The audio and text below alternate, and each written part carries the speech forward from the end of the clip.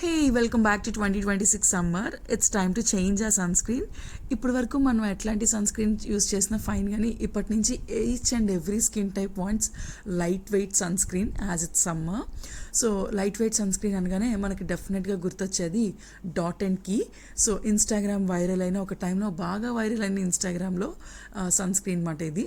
And I think in 2021లో ఇది నైకా వాళ్ళు పర్చేస్ చేస్తున్నట్టున్నారు. And they did like very good kind of marketing అయితే చేస్తున్నారు.